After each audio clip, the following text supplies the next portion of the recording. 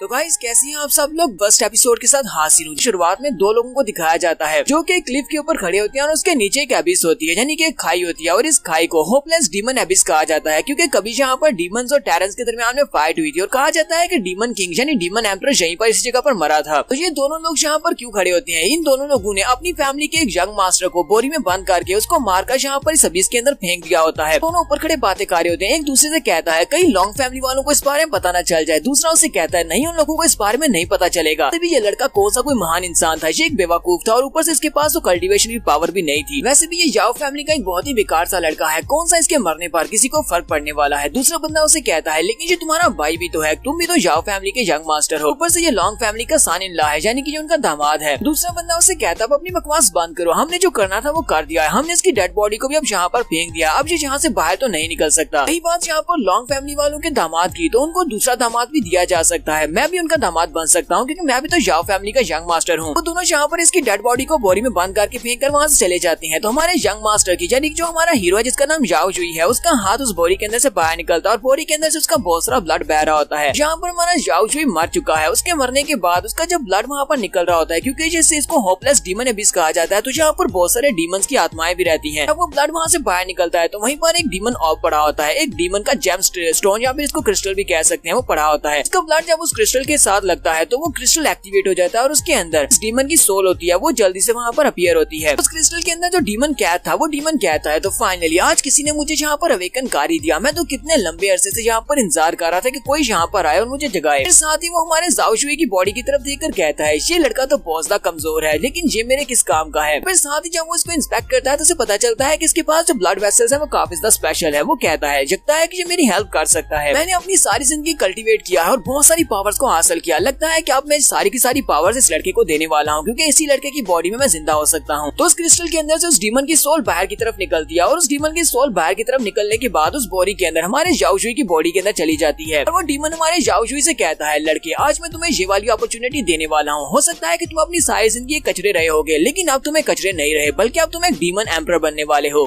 तो उस डीमन की आत्मा जब हमारे याओ जुई की बॉडी के अंदर समा जाती है बाद ही वो से कहता है चलो लड़के अब जल्दी से उठ जाओ। फिर के बाद हमारे याओ जुई को होश आती है, वो उस बॉडी के अंदर से बाहर निकलता है और कहता है ये क्या, मैं अभी तक जिंदा हूँ। उसी के साथ उसका सर वहाँ पर बहुत ही तेजी से दर्द करना शुरू करता है। वो अपने सर पे हाथ रखता है और एक जोरदार चीख मारता है और कहता है यहाँ पर हो क्या रहा है, ये सारी की सारी मेमोरीज कहाँ से आ रही हैं? क्या अब इसकी बॉडी के अंदर एक डीमन भी आ चुका है? तो डीमन उस वक्त से यहाँ पर है जब वहाँ पर जंग हुई थी, जहाँ पर हमारे याओ जुई को इस हकीकत के बारे में पता चलता है जबकि कहानियों में ये लिखा गया है कि यहाँ पर डीमंस और टेरेंस के दरमियान में फाइट हुई थी। लेकिन इस मेमोरीज के जरिए से हमारे याओ जुई को पता चलता है कि यहाँ पर डीमंस और दूसरे एलियंस के साथ फाइट हुई थी। एलियंस जो कि दूसरे हेवन से यहाँ पर आए थे उनके साथ इनकी फाइट हुई थी। उस वक्त जो डीमंस का एम्परर था उसने सभी अपने डीमन साथियों से कहा कि उन सभी को मिलकर इनके ऊपर अटैक करना होगा, इन्हें यहाँ से निकालना होगा। हालांकि यहाँ पर डीमंस ने उन सारे के सारे ह्यूमन से आए हुए एलियंस को मार दिया लेकिन उनकी वजह से यहाँ पर डीमन रेस को भी काफी ज्यादा नुकसान पहुंचा, उनके बहुत सारे लोग मारे गए और डीमन किंग खुद भी काफी ज्यादा जख्मी था और बहुत ज्यादा कमजोर हो चुका था। ये सारी फाइट क्योंकि इसी जगह पर हुई थी, इसी वजह से इस जगह को तब से लेकर अभी तक होपलेस डीमन एबिस कहा जाता है क्योंकि यहाँ पर उन डीमंस ने अपनी आखिरी उम्मीद को खो दिया था। हमारा याओ जुई कहता है तो आज मुझे फाइनली पता चल गया कि होपलेस डीमन एबिस का मतलब क्या है। तो आज मुझे इसके ओरिजिन के बारे में पता चला है। एंशिएंट बुक्स के अंदर जो लिखा हुआ था उसके मुताबिक तो यहाँ पर हमारे इंसानों की डीमंस के साथ फाइट हुई थी, लेकिन यहाँ पर मुझे पता चल रहा है कि डीमंस की इंसानों के साथ कभी फाइट हुई नहीं थी। के साथ उसे झटका लगता है और वो पीछे की तरफ हटता है। पीछे जो दीवार होती है वो उसके ऊपर जब अपना हाथ लगाता है तो उस दीवार में काफी बड़ा डेंट पड़ जाता है। अब उसकी स्ट्रेंथ पहले से बहुत ज्यादा बढ़ चुकी है। ये देखकर वो खुद भी काफी ज्यादा हैरान हो जाता है और कहता है क्या ये मैंने किया है, लेकिन मेरे अंदर इतनी स्ट्रेंथ कहाँ से आ गई, मैं तो इतना स्ट्रॉन्ग था ही नहीं, मेरे पास तो कल्टीवेशन की पावर ही नहीं थी। जहाँ पर वो हमें बताता है कि उसकी कल्टीवेशन की पावर कैसे गई। वो कहता है जब मैं 10 साल का था मेरे बड़े भाई ने, जो कि मेरा सौतेला भाई है, उसने मुझे इतना ज्यादा पीटा था, वो मुझे किक मार रहा था और इससे इतना ज्यादा मुझे किक मारी कि मेरी मेडियंस बर्बाद हो गई और मैं तब से लेकर अभी तक कल्टीवेट नहीं कर पा रहा। साथ ही अपने सामने उसी डीमन का वो क्रिस्टल दिखाई देता है। वो उसको उठाता और कहता है ये तो डीमन स्टोन है, लेकिन ये यहाँ पर क्या कर रहा है? लेकिन मैंने आज से पहले कभी भी इतने बड़े साइज का डीमन स्टोन नहीं देखा, ये तो कुछ ज्यादा स्पेशल लग रहा है। तुम्हारा याओ जुई इस डीमन स्टोन को अपने हाथ में उठा लेता और कहता है ये तो वाकई में काफी ज्यादा बड़ा है। वो डीमन स्टोन उसके हाथ में वहीं पर गायब हो जाता है, धुआं बनकर वहीं से उड़ जाता है। याओ जुई कहता है तो अब मुझे समझ आया कि मैं यहाँ पर जिंदा कैसे हो गया, क्योंकि मुझे पता है कि मेरे भाइयों ने मुझे मार दिया था और मुझे यहाँ पर फेंक दिया था। तो है कि मैंने गलती से यहाँ पर इस डीमन क्रिस्टल की जितने भी सोल की पावर थी उसको अपनी बॉडी के अंदर अब्सॉर्ब कर लिया और मुझे यहाँ पर दूसरा मौका मिला है। मैं यहाँ पर दोबारा से रीबॉर्न हुआ हूँ, क्योंकि अभी मुझे थोड़ी देर पहले जितनी भी मेमोरीज दिखाई गई थी वो सारी की सारी उसी डीमन की थी। डीमन की आत्मा इस वक्त मेरी बॉडी के अंदर है। ये सब कुछ सोचने के बाद हमारा हीरो याओ जुई बहुत ज्यादा खुश हो जाता है और कहता है मेरा नाम याओ जुई है और मैं कभी भी गिव अप नहीं करूंगा, क्योंकि अब मुझे यहाँ पर दूसरा मौका मिला है। मैं उन सभी लोगों से बदला लेने वाला हूँ, उन सभी लोगों से जिन्होंने मुझे ह्यूमिलिएट किया, जिन्होंने मेरी मेडियंस को बर्बाद किया, जो मुझे इंसान नहीं समझते, जो मुझे हमेशा तंग किया करते थे। ये वक्त आ चुका है कि अपनी वेंजेंस को पूरा किया जा सके। सभी को इसकी कीमत चुकाना पड़ेगी। और इसके साथ ही वो वहीं पर बैठकर दोबारा से कल्टीवेट करना स्टार्ट करता है। जाओशुई वहीं पर बैठकर कल्टीवेट करते हुए कहता है, मैं जाओशुई, मुझे अब यहीं पर बैठकर कल्टीवेट करना चाहिए। क्या मुझे अपनी कल्टीवेशन को आगे बढ़ाना होगा? सभी से ऊपर टॉप पर पहुंचने के लिए मुझे ये सब कुछ करना पड़ेगा, ये लाजमी है। इसके बाद मैं कभी भी किसी के ऑर्डर्स को फॉलो नहीं करूंगा, बल्कि सभी को मैं ऑर्डर्स दूंगा। तो जाओशुई वहाँ पर काफी देर बैठकर अपने आप को कल्टीवेट करता है और वहीं पर वो सारी मेमोरीज को भी जानकर देख रहा होता है। जाओशुई अपनी आंखें खोलता है और कहता है, इस दुनिया में बहुत सारी डीमन रेसेस हैं, डिफरेंट तरह के डीमंस हैं, बहुत सारे ट्रेजर्स हैं। इस डीमन ने वो सारे के सारे ट्रेजर्स और बाकी की सारी डीमन रेसेस को देखा हुआ है। इसी वजह से अब मेरे लिए आसान हो जाएगा डीमन हंट या फिर ट्रेजर हंटिंग। जब फाइनली यहाँ पर अब नया काफी कुछ पता चल रहा है। जाओशुई भी यहीं पर खड़ा होता है कि उसी वक्त से महसूस होता है कि ऊपर से पत्थर गिर रहे हैं। वो वहीं पर खड़ा जल्दी से जंप करता है और अपने आप को बचाता है। उसके पीछे वहाँ पर एक जबरदस्त धमाका होता है। जाओशुई कहता है, अब यहाँ पर क्या हो रहा है? तो बहुत ज्यादा क्लोज था, अगर मैं जल्दी से वहाँ से डॉज नहीं करता तो ये सारे पत्थर मेरे ऊपर गिरते और मैं वहाँ पर नीचे दब जाता। साइड के ऊपर देखता है तो वहाँ पर से उसे धमाके की आवाज आती है। वो जल्दी से उस तरफ जाता है और वहाँ पर देखता है तो वहाँ पर दो डीमन बीस्ट आपस में फाइट कर रहे होते हैं। बड़ा सा स्नेक होता है जबकि उसके सामने एक छोटा मंकी होता है। वो दोनों एक दूसरे के आमने सामने होते हैं। इनका साइज बहुत सा बड़ा होता है जबकि मंकी का साइज काफी छोटा होता है। स्नेक आगे बढ़ता है, मंकी के ऊपर अटैक करता है, जबकि मंकी जंप करते हुए उसके ऊपर अटैक करते हुए पीछे की तरफ हट जाता है। लेकिन स्नेक भी उसे कहाँ पर छोड़ने वाला है। स्नेक उसको खाने के लिए बार बार उसके ऊपर अटैक करता है तो मंकी जल्दी से जंप करते हुए उसके ऊपर लगे हुए एक पेड़ के ऊपर जाकर चिपक जाता है और वहीं पर से उसकी नकल भी उतार रहा होता है, जिसकी वजह से वो स्नेक काफी गुस्सा होता है। जबकि हमारा जाओशुई दूर से जहाँ सब कुछ देख रहा होता है, कहता है, बंदर तो काफी नटखट लगता है, इसका साइज काफी छोटा है लेकिन काफी स्ट्रॉन्ग लगता है कि ये इस सांप का मुकाबला करके रहेगा। तो सांप फिर से अपना बड़ा सा मुंह खोलता है और बंदर के ऊपर अटैक करने के लिए आगे बढ़ता है। वो नीचे से ऊपर की तरफ जाता है ताकि अपना मुंह खोलकर उसको खा सके। जाओशुई दूर से चिल्लाकर उसे कहता है, छोटे दोस्त, अपने आप को संभालो, जो तुम्हारी तरफ आगे बढ़ रहा है। जबकि वो छोटा मंकी उस पेड़ के ऊपर से छलांग लगाता है। वहाँ पर एक बेल लटकी होती है, वो उस बेल को भी पकड़ लेता है। उस पेड़ के ऊपर से उस बेल के साथ लटका नीचे की तरफ छलांग लगाता है और बड़ी स्पीड से नीचे चला जाता है। साथ ही वो उस बेल को उस सांप की मुंडी के पास ही वहीं पर लपेट देता है। वो उसको गोल गोल लपेटता है ताकि वो उसकी सांस बंद कर सके। एक तरफ से वो बेल ऊपर पेड़ के साथ लगी होती है, दूसरी तरफ से इसने उस बेल को उस सांप के साथ बांध दिया और उसको बांधने के बाद वो नीचे की तरफ जंप करता है और पत्थर के पास जाकर खड़ा हो जाता है और अपने पाँव को एक पत्थर के साथ टिकाकर बाजुओं के साथ जोर लगाता है और उस रस्सी को खींचता है। की वजह से उस सांप की सांस आना बंद हो जाती है क्योंकि वो उसकी रस्सी को वहाँ पर और ज्यादा कस रहा होता है। जाओशुई ये सब कुछ देखकर बहुत ज्यादा हैरान होता है और कहता है, हालांकि ये बंदर बहुत ज्यादा छोटा है लेकिन ये तो काफी ज्यादा समझदार लगता है। अभी तो ये साइज में छोटा है, मुझे लगता है कि इससे भी काफी बड़ा होना है और जब ये बड़ा हो जाएगा ये और भी ज्यादा समझदार और पावरफुल हो जाएगा। छोटा मंकी वहाँ पर उस स्नेक की रस्सी को खींच रहा होता है। जब उस रस्सी को ज्यादा खींचता है तो वो स्नेक वहाँ पर अपनी पावर्स को यूज करते हुए उस रस्सी को तोड़ देता है। वो उस रस्सी को तोड़ने के बाद फिर से उस छोटे बंदर की तरफ देखता है और उसे खाने के लिए आगे बढ़ता है। तो अब उस बंदर के पास वहाँ से बचने के चांसेस बहुत ज्यादा कम है। तो उसने जो भी उसके तरीके थे उससे यूज कर दिए। वो स्नेक अपना बड़ा सा मुंह खोलकर उसकी तरफ आगे बढ़ता है तो बंदर उसके दोनों जबड़ों को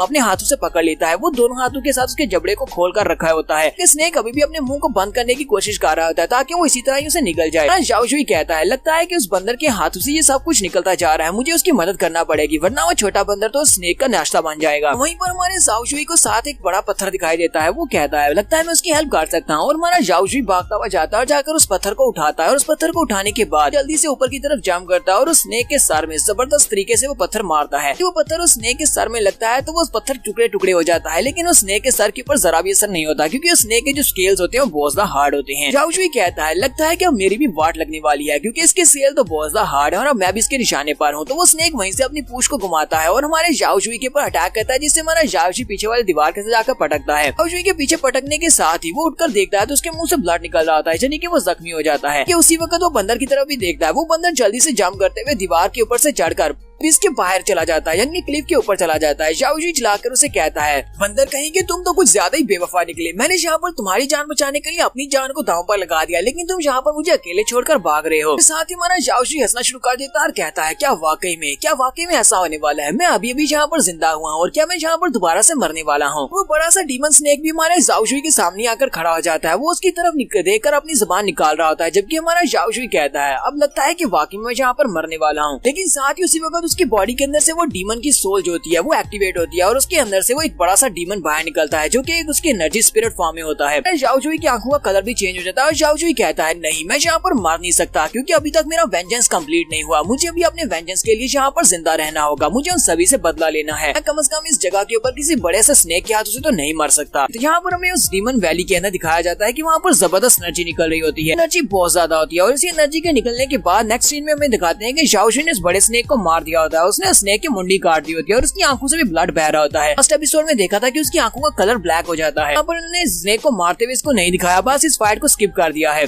जाओजुई इस डीमन स्नेक को मारने के बाद वहीं पर ग्राउंड के ऊपर लेट जाता है। जाओजुई कहता है इस स्नेक को मारने में तो काफी ज्यादा मुश्किल हुई क्योंकि वो स्नेक को मारने के बाद वहीं पर बेहोश हो जाता है। तो थोड़ी देर के बाद उसे काफी ज्यादा दर्द हो रहा था। वो अपनी आंखें हल्के से खोलता है तो उसके सामने कौन होता है? उसके सामने वो छोटा बंदर होता है। छोटे बंदर को देखकर बहुत सा हैरान होता है, फिर साथ ही उसे कहता है छोटे बंदर तुम तो वाकई में बहुत ज्यादा मनहूस हो। लास्ट टाइम तुम मुझे मिले थे तो मैं मरने वाला था, अब तुम यहाँ पर फिर से मेरे पास क्या करने के लिए आए थे और तुम तो मुझे छोड़कर चले गए थे। जबकि वो छोटा मंकी स्क्वीक स्क्वीक करते हुए कुछ कहता है कि मेरे पीछे आओ। जाओजुई से कहता है मैं तुम्हारे पीछे तो बिल्कुल भी नहीं आने वाला क्योंकि तुम्हें बचाने के लिए वहाँ पर मैंने अपनी जान को दांव पर लगा दिया और तुम वहाँ पर मुझे छोड़कर भाग गए। तुम बिल्कुल भी वफादार नहीं हो। पर हमारे जाओजुई को अपनी पास्ट की मेमोरीज याद आती हैं। उसकी पास्ट की मेमोरीज बहुत ज्यादा दुखदायक है क्योंकि जब वो छोटा सा बच्चा था तब उसे उसकी फैमिली के बाकी के सभी मेंबर्स बहुत ज्यादा तंग करते थे। ये एक नाजायज बच्चा है। जाओ फैमिली के मास्टर की एक वाइफ है, उसका ये बच्चा है, लेकिन इसे जाओ फैमिली का यंग मास्टर होने का रुतबा हासिल नहीं है। इसी वजह से बाकी के सारे जितने लड़के हैं वो इसे बहुत ही बुरी तरह से पीटते थे। वो इसे बहुत ही बुरी तरह से पीटते बिना किसी वजह के। वो इसे इतना ज्यादा पीटते थे कि इस बेचारे की हालत खराब हो जाती थी। वो उसे कहते थे कि तुम्हारी माँ सिर्फ और सिर्फ एक नौकरानी है, हमारे बाप से गलती होगी जिसकी वजह से तुम पैदा हो गए और तुम्हें यहाँ पर हमारी जाओ फैमिली होने का हक नहीं है और तुम्हारे नाम के साथ जाओ फैमिली का नाम भी नहीं आना चाहिए। यहीं पर उसका सीनियर ब्रदर जो कि उसके बाप का बेटा है यानी कि उसका सुतेला भाई है, हाथ में डंडा लेकर आगे बढ़ता और बाकी सभी से कहता है तुम सभी लोग साइड पर हट जाओ, मुझे इसको मारने दो। उसके हाथ में डंडा होता है, वो अपने डंडे के साथ हमारे जाओजुई के सर में जबरदस्त हिट लगाता है और कहता है मुझे इस लड़के को मारकर हमेशा बहुत ज्यादा मजा आता है क्योंकि इसको मारना बिल्कुल ऐसे ही जैसे कि मरे हुए कुत्ते को मारना। इसी के साथ ही हमारा सीन फिर से प्रेजेंट में आ जाता है। तुम्हारे जाओजुई ने जब वहाँ पर उस ब्लड डीमन स्नेक को मारा था तो उस ब्लड डीमन स्नेक को मारने के बाद वहाँ पर फिर से कल्टीवेट करने के लिए बैठ जाता है। हमारे जाओजुई को रीबॉर्न होने के बाद यहाँ पर एक नई आर्ट मिली है, एक नई टेक्निक मिली है जिसको ब्लड डीमन आर्ट कहा जाता है। वो उस ब्लड डीमन आर्ट की मदद से किसी भी डीमन को जब मारेगा तो उसका ब्लड पीने की वजह से जब ब्लड उसकी बॉडी में जाएगा तो वो उसकी आर्ट्स को सीख सकता है यानी कि उसके स्किल्स को ले सकता है। ये यहाँ पर इस डीमन स्नेक के स्किल्स को मास्टर करने की कोशिश कर रहा होता है, यहाँ पर बैठकर उसको सीखने की कोशिश करता है। जाओजुई कहता है मैंने यहाँ पर उस बड़े से स्नेक मॉन्स्टर को मारा था लेकिन यहाँ पर क्योंकि इस होपलेस डीमन अबिस के अंदर खाने के लिए कुछ भी नहीं है, इसी वजह से मैंने उस डीमन स्नेक की बॉडी को ही खाना स्टार्ट किया। जब मैंने इसको कच्चा खा लिया तो उसका ब्लड मेरे मुंह में गया। यहाँ पर मुझे एक नई बात पता चली है कि मैं ब्लड डीमन आर्ट को यूज करते हुए जिस चीज को खाऊंगा, जिस डीमन की बॉडी को खाऊंगा, उसके ब्लड की वजह से मैं उसके एट्रीब्यूट्स को भी ले सकता हूँ। जाओजुई कहता है तो चलो फिर यहाँ पर इसको ट्राई करके देखते हैं। वो वहीं पर बैठे बैठे ब्लड डीमन आर्ट को एक्टिवेट करता है तो उसकी बॉडी के अंदर उस बड़े से स्नेक डीमन की एक स्पिरिट जो होती है वो स्पिरिट फॉर्म में निकलती है। उसके बाद वो 10,000 डीमन एसेंस को यूज करते हुए अपने उस डीमन की अनात्मा को रिफाइन कर लेता है और उसके एट्रीब्यूट्स को ले लेता है। जब वो सारी की सारी एनर्जी वापस उसकी बॉडी के अंदर समा जाती है, जाओजुई कहता है तो फाइनली मैं सक्सेसफुल रहा। यहाँ पर मैंने स्नेक के नए एट्रीब्यूट्स को सीख लिया, अब मैं एक सांप की तरह चल सकता हूँ और सांप की तरह भाग सकता हूँ। और इसी के साथ ही हमारा जाओजुई यहाँ पर बड़ी अजीब सी शेप्स बनाने वाला है। ये स्नेक तो बिल्कुल भी नहीं लग रहा लेकिन ये अपने आप से स्नेक बनकर दिखा रहा है। उसके बाद वो वहीं पर ग्राउंड के ऊपर नीचे गिर जाता है, अपने हाथों को क्लोज करता है और कहता है मैं स्नेक की तरह यहाँ पर रिंग भी सकता हूँ और स्नेक की तरह यहाँ पर बड़ी स्पीड से आगे बढ़ सकता हूँ। जाओजुई कहता है ये तो अफसोस की बात है कि स्किल की मदद से मैं अपनी पूरी बॉडी को एक स्नेक नहीं बना सकता, कम से कम मैं स्नेक की तरह ग्राउंड के ऊपर रिंग तो सकता हूँ। हमारा जाओजुई एक नई पावर हासिल करने के बाद यहाँ पर बहुत ज्यादा खुश होता है। वो वहाँ पर खुशी के मारे नाच रहा होता है जबकि उसी वक्त क्लिफ के अंत ऊपर से बहुत सारे दूसरे सांप उतर आते हैं। वो सारे सांप अपने बड़े सांप का बदला लेने के लिए यहाँ पर आए हैं। जो इन सभी की तरफ देखता है और कहता है ये तो बहुत ही अच्छे टाइम पर आए हैं, चलो ठीक है अब देखते हैं कि मेरे स्नेक टाइप की पावर मुझे कितनी ज्यादा पावर देती है। हमारा जाओजुई वहीं पर खड़ा होकर स्नेक आर्ट को यूज करते हुए अपने हाथों को सांप की तरह बनाता है और फिर साथ ही स्पेशल कुंफू को यूज करते हुए कहता है चलो देख लेते हैं स्नेक की पावर की वजह से मुझे और कौन से एट्रीब्यूट मिले हैं। जाओजुई कहता है कि मैं अपनी नई पावर्स की मदद से इस वैली के अंदर किसी भी मूवमेंट को महसूस कर सकता हूँ, मैं उसमें अपने आसपास की आवाजों को सुन सकता हूँ। मुझे पता चल रहा है कि यहाँ पर बहुत सारे स्नेक्स हैं और फिर साथ ही वो ऊपर की तरफ जंप करता है और जंप करते हुए अपने हाथ को नीचे की तरफ करते हुए पावर को रिलीज करता है तो उसकी एनर्जी के साथ वहाँ पर एक बड़ा सा स्नेक बनता है। स्नेक पाम के साथ वो जब ग्राउंड के ऊपर अटैक करता है तो वहाँ पर एक जबरदस्त धमाका होता है और ग्राउंड के ऊपर जितने भी स्नेक होते हैं वो सारे के सारे स्नेक वहीं पर मर जाते हैं। जाओजुई कहता है तो मैंने यहाँ पर एक ही अटैक में बहुत सारे स्नेक्स को मार दिया, ये तो बहुत ही अच्छी बात है। जाओजुई कहता है मैंने इन सारे स्नेक्स को मारकर जला दिया और वो बड़े स्नेक की बॉडी को मैं पहले से खा चुका हूँ। बस यहाँ पर इस जगह पर खाने को कुछ भी नहीं बचा। मुझे लगता है कि अब मुझे इस वैली से बाहर निकलना पड़ेगा, मैं यहीं पर रहा तो मैं भूख से मर जाऊंगा। अभी यहीं पर खड़ा होता है कि उसी वक्त उसके सर में कोई चीज चीज गिरती है वो बहुत ज्यादा घबरा जाता है, चिल्लाकर कहता है कौन है जहाँ पर जिसने मेरे सर में कुछ मारा है। लेकिन उसके पीछे कुछ भी नहीं होता। वो नीचे की तरफ देखता है कि उसके सर में क्या लगा था, तो उसके सर में एक सेब लगा होता है। वो सेब की तरफ देखता है, फिर साथ ही वो ऊपर दीवार की तरफ देखता है तो वहाँ पर एक पेड़ के साथ मंकी लटका होता है। वो बंदर उसकी तरफ ही देख रहा होता है। झाओ शुई से कहता है लिटिल मंकी तुम यहाँ पर मेरे लिए वापस आए हो, कि अब हम दोनों दोस्त बन चुके हैं। क्योंकि अब हम दोनों दोस्त बन चुके हैं तो क्या तुम्हें यहाँ का रास्ता पता है? तुम तो यहाँ पर काफी अरसे से रह रहे होगे, क्या तुम मुझे यहाँ से बाहर निकलने में मदद कर सकते हो? वो छोटा बंदर भी उसे कहता है क्विक क्विक, यानी कि हाँ मैं तुम्हें यहाँ से बाहर निकालूंगा। वो मंकी पेड़ के साथ जिस बेल के साथ लटका होता है वो उस बेल को उसकी तरफ फेंकता है। झाओ शुई कहता है क्या तुम चाहते हो कि मैं इस बेल के साथ लटका ऊपर की तरफ चढ़ना स्टार्ट करूँ? ऐसी वो जाकर उस रस्सी को पकड़ता है। साथ ही वो कहता है एक बेकार लड़का था मैं झाओ शुई, जिसे कोई भी फैमिली में पसंद नहीं करता। मेरी माँ के अलावा पूरे के पूरे क्लैन में कोई भी ऐसा नहीं है जो कि मेरी केयर करता हो, जो मुझसे प्यार करता हो। लेकिन लगता है कि आज मुझे एक नया दोस्त मिल गया है। माँ के पास ये बंदर मेरे साथ बहुत ही अच्छे से पेश आ रहा है। फिर साथ ही वो वहीं पर हल्का सा मुस्कुराता है, रोना शुरू कर देता है क्योंकि शायद उसको यहाँ पर पहली बार कोई दोस्त मिला है। फिर वो उस बेल के सहारे से ऊपर की तरफ चढ़ना स्टार्ट करता है। वो उस बेल को पकड़कर दीवार के ऊपर की तरफ चढ़ रहा होता है। वो क्लिफ के ऊपर चढ़ रहा होता है। झाओ शुई कहता है कि मुझे यहाँ पर अपनी माँ के लिए जिंदा रहना है, मुझे यहाँ पर अपनी ऑनर के लिए जिंदा रहना है और अपने बदले के लिए जिंदा रहना है, तो मुझे इस बेल के ऊपर चढ़ना पड़ेगा। साथ ही वो स्नेक फॉर्म को यूज करते हुए बड़ी स्पीड से सांप की तरह बाल खाता हुआ ऊपर की तरफ चढ़ना स्टार्ट करता है। फिर मुझे देखकर काफी हैरान होता है कि इसकी स्पीड पहले से बढ़ कैसे गई है। झाओ शुई जल्दी से जंप करते हुए क्लिफ के पत्थरों के साथ लिपट जाता है। वो मंकी उसे स्क्वीज स्क्वीज करते हुए कुछ कहता है, तो फिर से उसके सामने बेल लटकाता है कि तुम्हें इस तरह से जंप करते हुए ऊपर आने की जरूरत नहीं है, बल्कि आराम से इस बेल के सहारे ऊपर आओ। झाओ शुई छोटे मंकी से कहता है तुम्हें बिल्कुल भी डरने की जरूरत नहीं है, मैं कोई सांप नहीं हूँ, तुम्हें मैं कोई इच्छाधारी सांप लगता हूँ जो कि इंसानी फॉर्म में यहाँ पर हूँ। जहाँ पर सिर्फ और सिर्फ उस डीमन स्नेक को मारने के बाद उसके एट्रीब्यूट्स को ले लिया है। मैंने यहाँ पर कुछ नई मार्शल आर्ट्स को कल्टीवेट किया है जो कि स्नेक टाइप की है। साथ ही हमारा झाओ शुई से कहता है लिटिल मंकी तुम मेरे साथ बहुत ही अच्छे से पेश आ रहे हो, क्यों ना मैं आज की बात तुम्हें अपना लिटिल ब्रदर कहा करूँ, इससे कोई मसला तो नहीं है। आज से पहले ना तो मेरा कोई दोस्त और ना ही मेरा कोई छोटा भाई है, तो क्यों ना मैं यहाँ पर तुम्हें अपना लिटिल ब्रदर कहूँ। तो ठीक है, आज के बाद मैं तुम्हें अपना लिटिल ब्रदर ही कहूंगा। मंकी उसकी बात सुनने के बाद तेजी से ऊपर की तरफ चढ़ना स्टार्ट करता है। हमारा झाओ शुई भी कहता है लिटिल ब्रदर जरा आहिस्ता चलो, मैं भी आ रहा हूँ, और वो उसके पीछे पीछे ऊपर की तरफ चढ़ना स्टार्ट करता है। हमारे झाओ शुई का छोटा भाई बड़ी स्पीड से ऊपर चला जाता है। वो ऊपर एक क्लिफ के ऊपर जाकर खड़ा हो जाता है, तो झाओ शुई भी रस्सी को पकड़कर ऊपर की तरफ चढ़ते हुए उस क्लिफ के पास पहुंच जाता है। वहाँ पर ऊपर एक केव होती है। झाओ शुई जैसे वहाँ पर करीब पहुँचता है तो छोटा मंकी भी उसकी रस्सी को खींच रहा होता है ताकि वो जल्दी से ऊपर ले आए। वो उसे खींच कर ऊपर ले आता है और हमारा झाओ शुई फाइनली उस क्लिफ के ऊपर पहुंच जाता है और उसे कहता है बहुत बहुत शुक्रिया, तुमने यहाँ पर फिर से मेरी जान बचा ली। फिर झाओ शुई उठकर खड़ा हो जाता है और उसे कहता है तुम मुझे यहाँ पर क्यों लेकर आए हो? क्या तुम मुझे ये वाली जगह दिखाना चाहते थे? ये तो एक केव है, लेकिन हम लोग यहाँ पर केव में क्यों जाना चाहते हैं? यहाँ पर कुछ ज्यादा स्पेशल है। तो वो दोनों उस केव के अंदर एंटर होते हैं। जैसे ही वो उस केव के अंदर एंटर होते हैं वहाँ पर सामने पानी होता है। झाओ शुई कहता है कि तुम अक्सर यहाँ पर खेलने के लिए आते होगे या फिर यहाँ पर पानी पीने के लिए आते होगे, तो कितने दिनों से पानी नहीं पिया। वो जल्दी से भागता हुआ जाता है, जाकर वहाँ से पानी पीना स्टार्ट करता है और उस पानी को पीकर वो बहुत ज्यादा खुश हो जाता है और कहता है ये पानी तो बहुत ज्यादा अच्छा है, इसके अंदर से तो बहुत ही अच्छी स्मेल आ रही है और साथ ही ये काफी मीठा भी लग रहा है। साथ ही हमारे झाओ शुई को वहीं पर केव की दीवार में कुछ लकड़ी का वेपन पड़ा हुआ दिखाई देता है। वो कहता है वो क्या है, और वो जल्दी से आगे बढ़ता है और जंप करते हुए उस लकड़ी के वेपन को हाथ डालता है और उसको खींचकर बाहर निकलता है। तो उस वेपन को लेकर बाहर की तरफ जंप करता है तो वो पानी के ऊपर आकर गिरता है, लेकिन पानी के अंदर डूबता नहीं है और उस वेपन के अंदर से काफी सारी एनर्जी निकलती है। झाओ शुई उसे देखकर बहुत ज्यादा खुश हो जाता है और कहता है झाओ शुई कहता है मुझे तो लगा था कि ये कोई टूटा हुआ लकड़ी का टुकड़ा है जो कि ऊपर दीवार में धंसा हुआ है, लेकिन मुझे क्या पता था कि ये एक गॉडली वेपन है। उस गॉडली वेपन को हासिल करने के बाद जब वो पीछे की तरफ देखता है तो वो बंदर फिर से उसके सामने बैठा और उसके सामने बैठा कोई कर रहा होता है। झाओ शुई उसकी तरफ देखता है तो उसे उसके कान दिखाई देते हैं। वो कहता है तुम्हारे तो 6 कान है, इसका मतलब तुम एक मकाऊ बंदर हो। यहीं पर वो हमें मकाऊ बंदर के बारे में बताता है। वो उसे कहता है ये एक मैजिकल बंदर है जिसे हम लोग स्पिरिट एनिमल भी कह सकते हैं, जो कि हीवन और अर्थ के ओरा की वजह से पैदा होता है और ये बहुत ज्यादा पावरफुल और बहुत ज्यादा समझदार भी होते हैं। और जैसे जैसे ये बड़े होते जाते हैं ये और भी ज्यादा समझदार हो जाते हैं। अपने 6 कानों की वजह से ये कई किलोमीटर दूर से भी किसी की भी आवाज को सुन सकते हैं। यही इनकी बहुत ज्यादा स्पेशल खासियत होती है। झाओ शुई बहुत ज्यादा खुश हो जाता है और कहता है लगता है कि मेरी किस्मत बहुत ज्यादा अच्छी है, मेरी मेडियंस वापस मिल गई, मुझे मेरी कल्टीवेशन मिल गई, इसके अलावा मुझे एक गॉडली वेपन मिल गया और इसके साथ मुझे एक नया दोस्त भी मिल गया है। कि वो छोटा मंकी भी इशारा करते हुए कहता है क्या यहाँ पर तुम मेरी बात कर रहे हो कि मैं तुम्हें तुम्हारा दोस्त मिल गया हूँ? झाओ शुई कहता है जबकि मेरे पास 6 कान वाला बंदर है, इसके अलावा मेरे पास गॉडली वेपन है, तो मुझे लगता है कि अब मैं अपना बदला ले सकता हूँ। तो उसी वक्त वो केव भी गिरना शुरू हो जाती है। केव के अंदर से पत्थर गिर रहे होते हैं और वो कहता है लगता है ये केव कोलैप्स होने वाली है, हमें जल्दी से जल्दी यहाँ से निकलना होगा। और स्पीड से आगे बढ़ता है और जाकर अपने बंदर को उठा लेता है और अपने बंदर को उठाकर बड़ी स्पीड से भागते हुए क्लिफ से बाहर निकल आता है। वो दोनों जंप करते हुए क्लिफ के ऊपर चढ़ आते हैं, लेकिन ये दोनों अब होपलेस डीमन अबिस से बाहर निकल आए हैं। शुई कहता है तो हम लोग तो बहुत ज्यादा क्लोज थे और यहाँ पर हम लोग इस केव के अंदर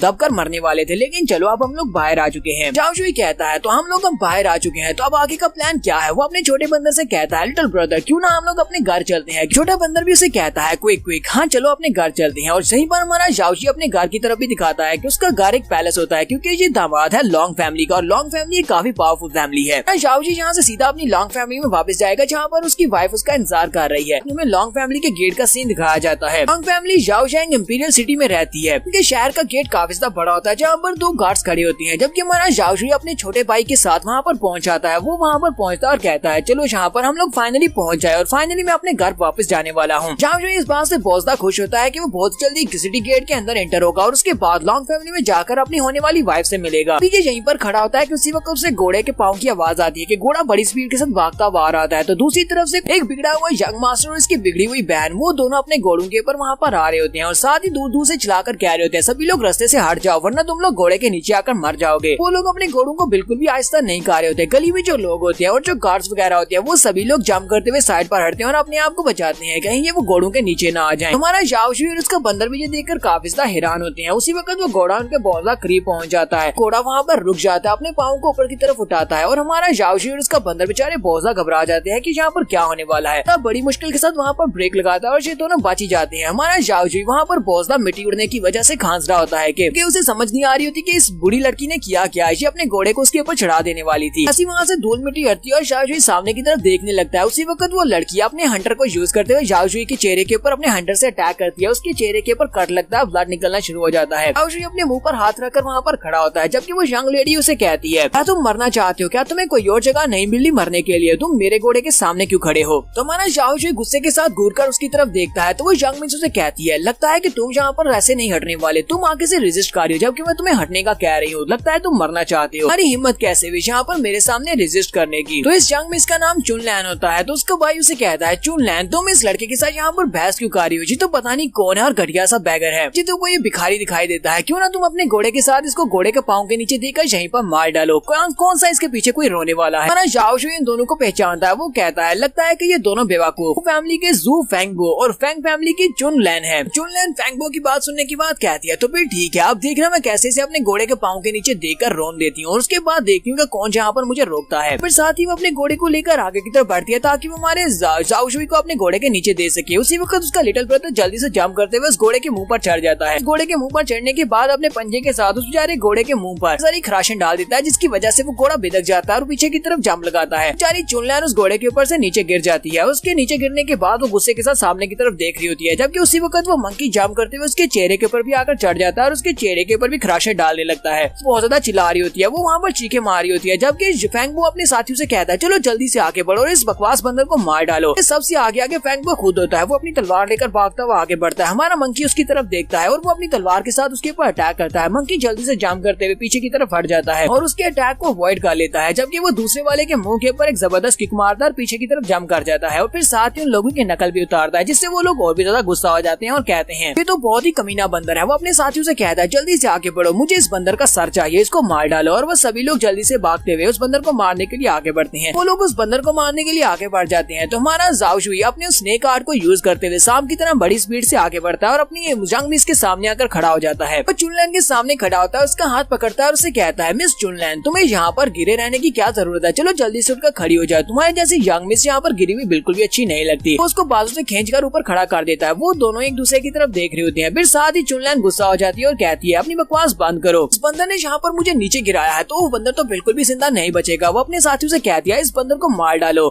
जाओशी फिर से उसका हाथ पकड़ लेता है और उसका हाथ पकड़कर उसे कहता है मिस चुनलैन अब बस भी करो, तुम्हें इस बेचारे बंदर को मारकर क्या मिलेगा? उस बंदर को छोड़ दो, मेरा छोटा भाई है, तुम मेरे छोटे भाई को तो नहीं मारना चाहोगी। उसने यहाँ पर जो कुछ भी किया वो सब कुछ जानबूझकर नहीं किया। हमारे जाओशी ने क्योंकि उसका बाजू पकड़ा होता है जिसकी वजह से चुनलैन वहाँ पर और भी गुस्सा हो जाती है और चिल्लाकर उसे कहती है गंदे भिखारी कहेंगे, तुम्हारे पास से बहुत ही गंदी स्मेल आ रही है, चलो जल्दी से मुझसे दूर हट जाओ, तुम्हारी हिम्मत कैसी मेरा हाथ पकड़ने की? तुम्हारा जाओशी से कहता है अगर तुम यहाँ पर अपने साथियों को नहीं रोकोगी मेरे लिटिल ब्रदर के ऊपर अटैक करने से तो फिर मैं तुम्हारा हाथ नहीं छोड़ूंगा, मैं यहीं पर तुम्हारा हाथ पकड़कर खड़ा रहूंगा। फेंगबो पीछे की तरफ देखता है कि वो वहाँ पर चुनलैन के पास खड़ा है। वो पीछे की तरफ मुड़ता है और अपने साथियों से कहता है सभी लोग रुक जाओ, उस बंदर को छोड़ो और जल्दी से पीछे आओ, लड़के को मारो, उसने हमारी यंग मिस का हाथ पकड़ा हुआ है। ऐसे वो सभी लोग उसकी बात सुनते हुए पीछे की तरफ देखते हैं। उसी वक्त हमारे मंकी को यहाँ पर मौका मिल जाता है। मंकी बड़ी स्पीड से आगे बढ़ता है। वहाँ पर 3 गार्ड्स होते हैं। वो तीनों गार्ड्स के बेल्ट को निकाल लेता है। जैसे ही वो उनके बेल्ट को निकाल कर आगे बढ़ाता है साथ ही वहाँ पर हंस रहा होता है। सभी लोगों के कपड़ों के अंदर से जब उनकी बेल्ट को निकाल लेता है तो उन सभी लोगों के पजामे वहीं पर नीचे गिर जाते हैं। वो सभी लोग वहीं पर चिल्लाना शुरू कर देते हैं। फेंगबो अपने गार्ड से कहता है तुम सभी लोग तो कुछ ज्यादा ही बेकार बेकार हो, तुम लोग तो एक बंदर को भी नहीं पकड़ पाए। हमारा जाओ जुई भी उन सभी की तरफ देखकर वहाँ पर हंसना शुरू कर देता है और कहता है सर देखो तो सही, वहाँ पर कितने सारे स्टीम बंस हैं, लेकिन ये सारे स्टीम बंस बहुत ज्यादा गंदे लग रहे हैं। वो असल में उनकी तशरीफ को स्टीम बन कह रहा होता है।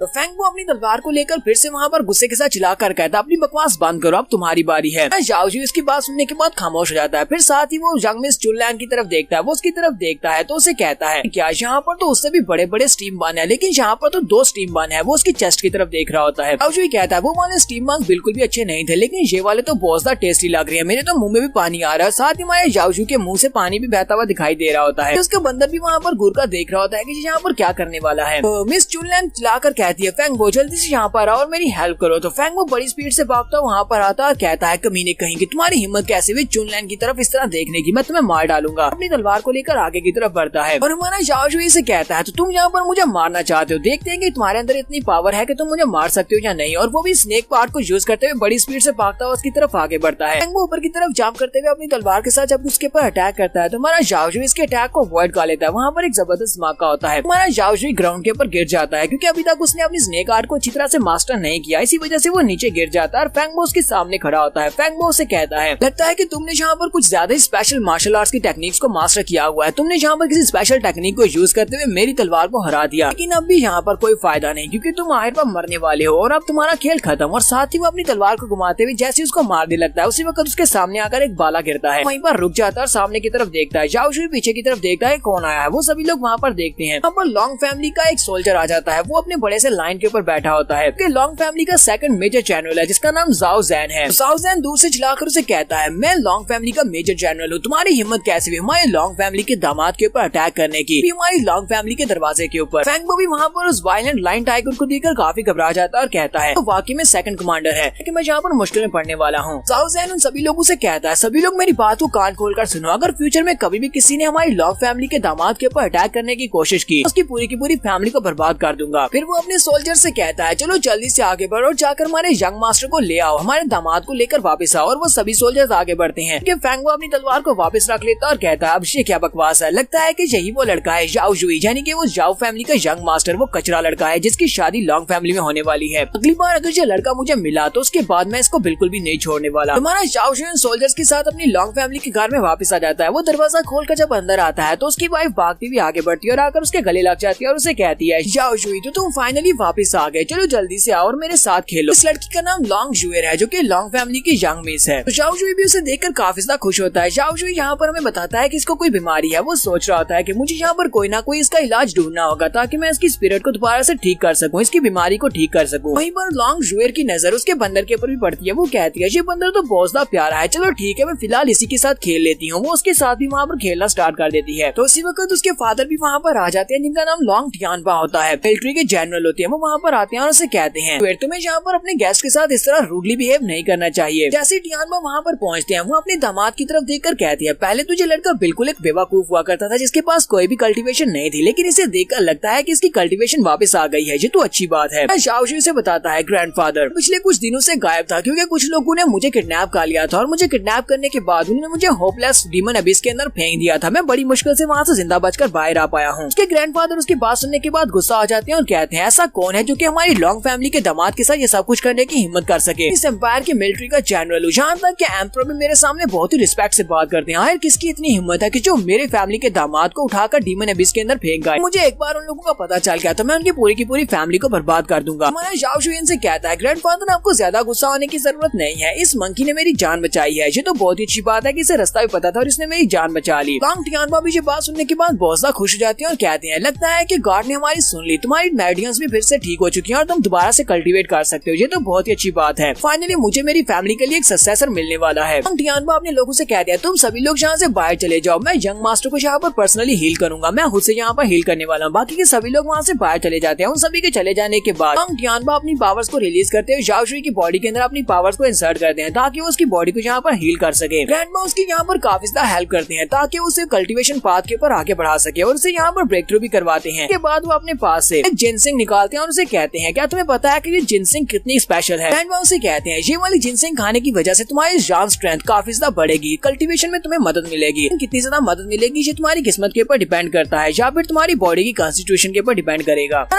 के पास से वो 100 ईयर ओल्ड जिनसिंग ले लेता है और उनसे कहता है ग्रैंडपा आपने मुझे बहुत ही अच्छे से ट्रीट किया, आप इस दुनिया में मेरे सबसे अच्छे ग्रैंडपा हैं। ग्रैंडपा भी जाते हुए उसे कहते हैं जितना ज्यादा तुम अच्छे से कल्टीवेट करोगे हमारी लॉन्ग फैमिली को उतना ज्यादा फायदा होगा, ताकि तुम मेरी बेटी को और भी ज्यादा अच्छे से प्रोटेक्ट कर सको। तुम्हें पता है ना कि 7 दिन के बाद फैमिली की जो पैट्रियार्च है उनकी बर्थडे होने वाली है और मुझे लगता है कि तुम्हें अपनी जाओ फैमिली में वहाँ पर जाना चाहिए और जाकर उनको फेस करना चाहिए। साउज़ैन को पहले से कह देता हूँ कि वो तुम्हारे लिए एक नई आउटफिट बना दे ताकि तुम बर्थडे पार्टी को एंजॉय करने के लिए जा सको। जाओ भी अपने कल्टीवेशन रूम के अंदर जाता है, वहाँ पर बैठकर आराम से कल्टीवेट कर रहा होता है। वहीं पर कल्टीवेशन के दौरान ही वो अपने जिनसिंग को भी खाता है, जिसको खाने की वजह से उसकी बॉडी के अंदर काफी सारी पावर आती है। और जाओशी अपने रूम में बैठकर एक स्पेशल टेक्निक जिसका नाम राइजिंग ड्रैगन सीक्रेट आर्ट होता है उसको यूज कर रहा होता है, यानी कि उसको मास्टर करने की कोशिश कर रहा होता है। वो वहीं पर बैठे बैठे उस टेक्निक को मास्टर करता है और वहाँ पर आसमान के ऊपर एक ड्रैगन दिखाई देता है और आसमान के ऊपर बहुत सारी बिजलियां भी चमकती है। जाओशी स्पेशल ड्रैगन आर्ट को यहाँ पर मास्टर कर लेता है। उस जिनसिंग को खाने की वजह से उसकी बॉडी के अंदर काफी सारी जान पावर आती है। वो कहता है अगर मैंने यहाँ पर किसी और डीमन को मारकर उसके ब्लड को अपनी बॉडी के अंदर ऐड किया तो मुझे यहाँ पर कुछ नए एट्रीब्यूट्स और कुछ नई पावर्स मिलेंगी। शाओशुई कहता है मुझे कहीं ना कहीं से तो डीमन ब्लड हासिल करना होगा और यहीं पर वो हमें इस बारे में बताता है कि यहाँ पर शहर में वो कहाँ से डीमन ब्लड हासिल कर सकता है। वो कहता है हमारे इंपीरियल कैपिटल में एक ही शॉप है जहाँ से हमें ये सब कुछ मिल सकता है। शाओशुई इंपीरियल कैपिटल में उस शॉप के ऊपर चला जाता है जिसके पास इस तरह की बहुत सारी चीजें होती है। उसके पास डीमन का ब्लड भी होता है। वो उसे बता रहा होता है कि ये डीमन बहुत ज्यादा जाइगेंटिक है, इसका ब्लड अगर तुम पी लेते हो तो इससे तुम्हें काफी ज्यादा पावर मिलने वाली है। वो हमारे शाओशुई से कहता है सिर्फ 100 सिल्वर कॉइन्स में तुम्हें ये वाला ब्लड मिल जाएगा। तो हमारा शाओशुई से कहता है तो फिर ठीक है मुझे ये वाला ब्लड दे दो। शाओशुई उसके पास एक वुल्फ का ब्लड ले लेता है। वो वुल्फ का डीमन ब्लड होता है, वो एक डीमन वुल्फ होता है जिसका वो ब्लड होता है। वो उसके पास से ब्लड लेने के बाद वापस चल पड़ता है और कहता है कि अब इस डीमन वुल्फ के ब्लड की वजह से मैं काफी ज्यादा स्ट्रॉन्ग बनने वाला हूँ। तो यहीं से हमें नेक्स्ट सीन जाओ फैमिली का दिखाया जाता है। जाओ फैमिली का वो दिन आ जाता है जिस दिन ग्रेट पैट्रियार्च का बर्थडे होने वाला है। और शाओशुई का सौतेला भाई दरवाजे के ऊपर खड़ा होता है, सभी मेहमानों को वेलकम कर रहा होता है। यहीं पर चुनलैन अपने फादर के साथ आती है और उसके फादर वहाँ पर उसको कहते हैं कंग्रेचुलेशन, हम लोग यहाँ पर इस बर्थडे पार्टी को एंजॉय करने के लिए आए हैं और साथ ही यहाँ पर गिफ्ट देने के लिए आए हैं। शाओशुई का भाई उसे कहता है मुझे आप सभी लोगों को यहाँ पर वेलकम करते हुए बहुत ज्यादा खुशी हो रही है, प्लीज जल्दी से अंदर आए। चुनलैन के फादर उसे कहते हैं तुम्हें यहाँ पर मुझे इस तरह से ग्रीट करने की जरूरत नहीं है, मेरे साथ ज्यादा फॉर्मल होने की जरूरत नहीं है। तुम्हें पता है ना कि तुम्हारे फादर और मैं हम दोनों ही ग्रेट ऑफिशियल्स हैं। लेकिन साथ ही वो यहाँ पर अपनी बेटी चुनलैन की तरफ देखते हुए उससे कहते हैं यंग मैन मुझे लगता है कि तुम्हें यहाँ पर से बाद में मेरी बेटी चुनलैन के साथ बातचीत करनी चाहिए, तुम दोनों को आपस में अच्छा रिलेशन रखना चाहिए। शाओशुई का भाई भी ये बात सुनने के बाद काफी ज्यादा खुश होता है। वो चुनलैन की तरफ देख रहा होता है, लोगों से कहता है ठीक है आप लोग अंदर चले जाएं, मैं आप सभी को आपके रूम तक पहुंचा देता हूँ। इस वक्त एक और लड़का भागता हुआ उसके पास आता है, उसे कहता है यंग मास्टर मेरे पास एक न्यूज है, जो फैमिली का यंग मास्टर यहाँ पर आ चुका है। वो अपने साथ कुछ गिफ्ट्स भी लेकर आया है लेकिन वो काफी गुस्से में लग रहा है। तो ये सभी लोग जल्दी से पीछे की तरफ घूमते हैं तो शो फेंगबू वहाँ पर आता है।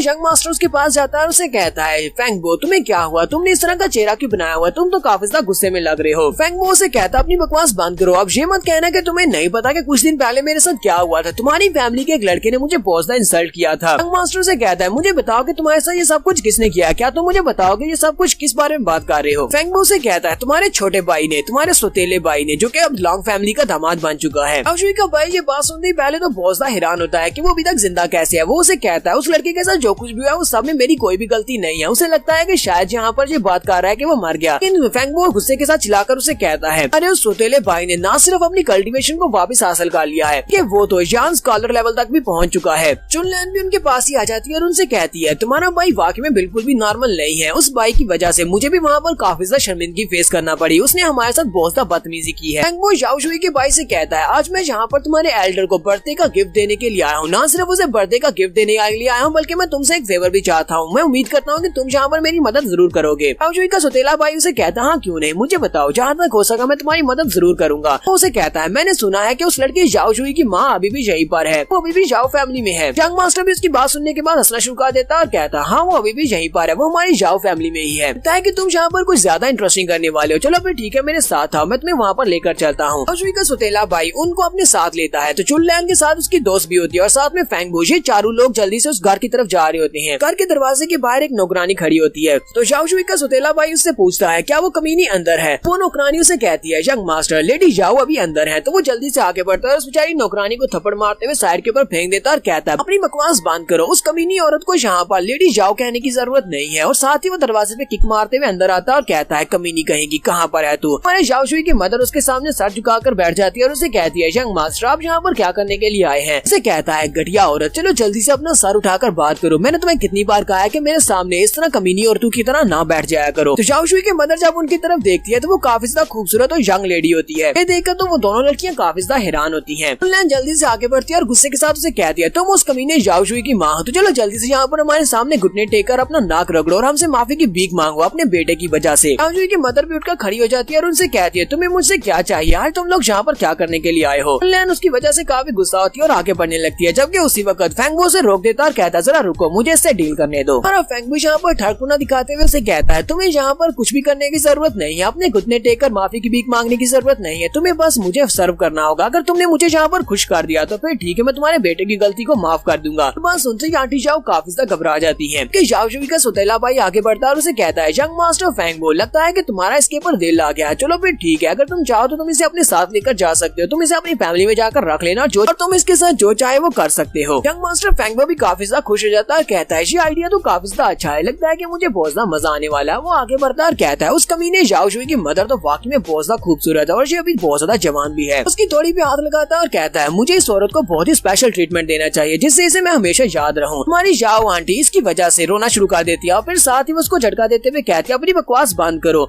लोग बहुत ही घटिया इंसान हो, मैं तुम सभी लोगों के साथ इस तरह का कुछ भी नहीं करने वाली और ना ही मैं किसी को सर्व करने वाली हूँ। और वो जल्दी से पीछे की तरफ जाती है और जाकर अपने पिलर के साथ अपना सर टकराती है और कहती है, पहले कि कोई मुझे हाथ लगाए मैं अपनी जान दे दूंगी। वो उस पिलर के साथ अपना सर टकराकर वहीं पर बेहोश होकर गिर जाती है क्योंकि उसके सर से बहुत ज्यादा ब्लड बह रहा होता है। ऐसी वो वहाँ पर अपना सर टकराकर बेहोश हो जाती है। उसी वक्त झाओ शुई भी वहाँ पर पहुंच जाता है।